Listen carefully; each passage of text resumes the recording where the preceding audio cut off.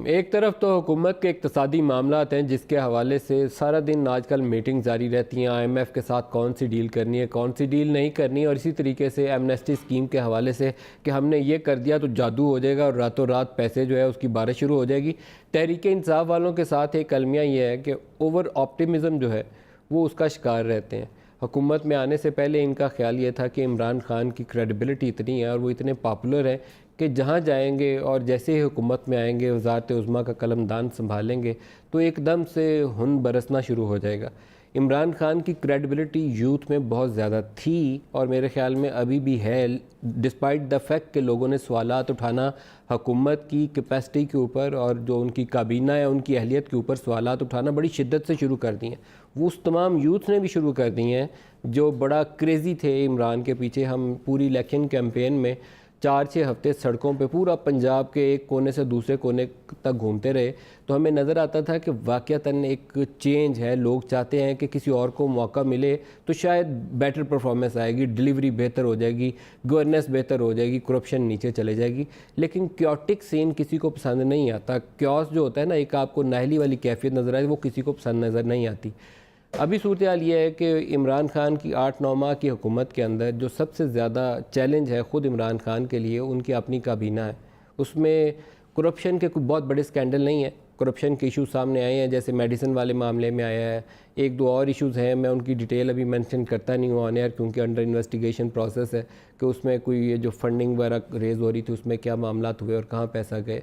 लेकिन एक bond float करने की कोशिश की गई और बॉन्ड फ्लोट करने के लिए मार्केट को तैयार करे बग़ैर, रोड शोज़ करे बग़ैर, सिर्फ सोचा ये कि पाकिस्तान बनाओ सर्टिफिकेट इमरान खान बोलेगा, तो वो इमरान खान जो कैंसर हॉस्पिटल के लिए जाके एक डिनर करता है और 8-10 अरब रुपया पूरे साल की, उसकी अब 13 अरब की लागत हो गई है सालाना, जो डोनेशन से शौकत खाना में इकट्ठा करता है। देना चाहिए उसको पैसा। मैं ख़ुद डोनेट करने वालों में शामिल हूँ क्योंकि एक इदारा अच्छा काम कर रहा है, पूरी पाकिस्तानी कौम को उस पर ट्रस्ट करना चाहिए और डोनेट करना चाहिए। लेकिन सिर्फ इस काम के लिए आपको यकीन सिर्फ ये था कि इमरान खान आएगा और पाकिस्तान बनाओ का फ़ीता काटेगा तो एकदम से 5-10 अरब डॉलर दुनिया से बरसने शुरू हो जाएंगे। इसका एक प्रोफेशनल अप्रोच होती है, वो प्रोफेशनल अप्रोच नहीं अपनाई गई जिसकी मार पड़ी पाकिस्तान को। उसमें अब तक हार्डली मेरा ख्याल है 14-15 मिलियन डॉलर थे लास्ट वीकेंड तक। अगर उसके अंदर कोई सब्सटेंशियल अमाउंट ना आई तो शायद बदतरीन एक नाकाम अप्रोच होगी जिसका आगाज़ इस हुकूमत ने किया और वो कुछ कमाए बगैर वो प्रोग्राम जो है ठप हो जाएगा। एमनेस्टी स्कीम के साथ भी यही इशू है। एमनेस्टी के ऊपर इमरान खान कहते थे कि ये चोरों डाकुओं के लिए स्कीम बनाई गई है, हम जैसे ही हुकूमत में आएंगे तो सारे केसेस को रीओपन करेंगे और ये सारा कुछ वापस करेंगे, लेके आएंगे जिनको इन्होंने ये स्कीम ऑफ़र की, कंसेशंस दी। 1 साल पहले की बात है, PMLN ने ये स्कीम दी थी और 8-9 माह के बाद वही इमरान खान जो कहते थे ये चोरों और डाकुओं को नवाजने के लिए स्कीम बनाई गई और असद उमर ये कहते थे, वही असद उमर और इमरान खान और अब जो नए भी जो उनके दूसरे भी उनको जिन्होंने रिप्लेस किया है हफीज़ शेख भी, वो भी उस स्कीम को सपोर्ट कर रहे हैं। वो कहते हैं लाएँ एमनेस्टी, क्योंकि एमनेस्टी से हो सकता है 500 अरब की टैक्स रेवेन्यू में जो शॉर्टफॉल है, हो सकता है कि 100, 150, 200 अरब रुपया हमें जाते जाते इससे मिल जाए और थोड़ी सी इज्जत बच जाए। प्रोफेशनल अप्रोच डंग टपाऊ से मुख्तलिफ होती है। प्रोफेशनल अप्रोच में आप स्ट्रेटजाइज़ करते हैं चीज़ों को कि ये हमारी हिकमत अमली है, यहाँ से हम चोरी का रास्ता रोकेंगे, यहाँ से गवर्नेंस इंप्रूव करेंगे, यहाँ से टेक्नोलॉजी डालेंगे, इस तरीके से पैसा आना शुरू होगा। जब हम सख्ती करेंगे, यहाँ से लीकेजेस रोकेंगे, तो एक दफ़ा ये इंसेंटिव देते हैं जिससे देखते हैं कि लोग इसको रिस्पॉन्ड कैसे करते हैं। आप तुक्का नहीं मारते, आप गैम्बल नहीं करते कि देते हैं यार, देखते हैं लोग कैसे रिस्पॉन्ड करते हैं। इस तरीके से इकॉनमी चलती नहीं है वैसे, जिस तरीके से ये अप्रोच अभी तक कर रहे हैं। एमनेस्टी को भी अभी तक उसी तरीके से अप्रोच किया जा रहा है कि लास्ट टाइम इतने पैसे आ गए थे 30 जून से पहले, तो उससे टोटल रेवेन्यू उनका 3800 बिलियन हो गया था। हम भी करते हैं, शायद हम भी 4000 को क्रॉस कर ही जाए। This is not on. आप पहले होमवर्क करें, पहले एक वो प्रोजेक्शंस बनाएं, प्रोजेक्शंस के बाद आगे चलें। और ये इंटरनेशनल मॉनेटरी फ़ंड के किसी प्रोग्राम में वो एमनेस्टी स्कीम को, काले धन को सफ़ेद करने का कोई कानून जो है उसकी इजाज़त नहीं देते। तो जो विंडो ऑफ अपॉर्चुनिटी है इसको अनाउंस करने की, वो इस IMF प्रोग्राम के बोर्ड अप्रूवल से पहले है। आप उससे पहले कर लें। वो अपने प्रोग्राम के अंदर पहली कंडीशन ये डालेंगे कि फ़लाँ डेट से बाद इस स्कीम को आप एक्सटेंड नहीं करेंगे। उसके प्रायर एक्शंस होते हैं, उसके अंदर वो एक प्रायर एक्शन डाल देंगे कि 30 जून या 15 जुलाई के बाद ये स्कीम एक्सपायर हो जाएगी, आप इसको फर्दर कंटिन्यू नहीं करेंगे। तो window of opportunity is very limited, very short. अगले 10-15 दिनों में या तो कर लें, नहीं तो ये डाई डाउन हो जाएगी। लेकिन अगर करनी है तो बाकायदा एक मनसूबा बंदी के तहत करनी चाहिए। तीर तुक्का मार के आस पे और मसल्ला बिछा के बाद में दुआएं मांगनी है कि या अल्लाह से स्कीम अनाउंस करती है, कुछ पैसे आ जाए, वो उस तरीके वाली अप्रोच नहीं होनी चाहिए, प्रोफेशनल अप्रोच होनी चाहिए। दूसरी इंपॉर्टेंट न्यूज़ है नवाज शरीफ के हवाले से।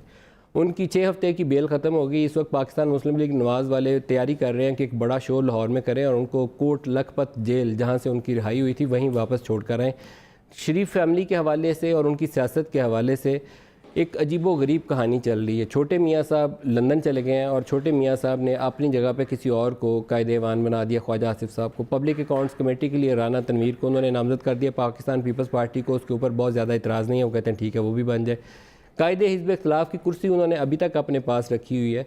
और कल हम खुर्शीद शाह साहब से इंटरव्यू कर रहे थे तो उनका ख्याल ये है कि कायदे हिज़्ब इख्तिलाफ़ को जेल में डालना सबसे मुश्किल काम होता है, इसलिए कायदे हिज़्ब इख्तिलाफ़ वो पाकिस्तान ना आने के बावजूद भी कुर्सी हो सकता है अपने पास ही रखें ताकि आसानी में जेल में ना डाला जा सके।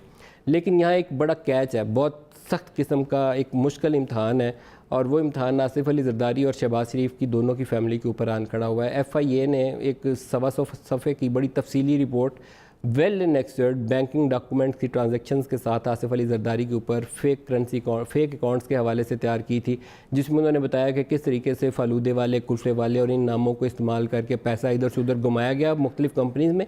और ओमनी ग्रुप के ऊपर 5वां आज नैब ने रेफरेंस फाइल कर दिया। उसी तरह की तफसीलात उनमें एक कंपनी कॉमन भी है शरीफ फैमिली की और जरदारी साहब की, उसी तरह की तफसीलात जो है शहबाज शरीफ की फैमिली के ऊपर निकल आई हैं, जिसमें उनके साहबजादे सलमान है, उनकी अहलिया नुसरत, उनका अकाउंट यूज़ किया गया है और उसमें से पैसा घूमा है, चैनलाइज हुआ, इधर से उधर गया, इधर से उधर आया।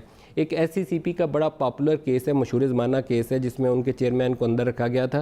कोई 74 करोड़ रुपीज़, 740 मिलियन रुपए की शुगर गई पाकिस्तान से बाहर, वापस पैसा नहीं आया, पता ही नहीं चला क्या हुआ।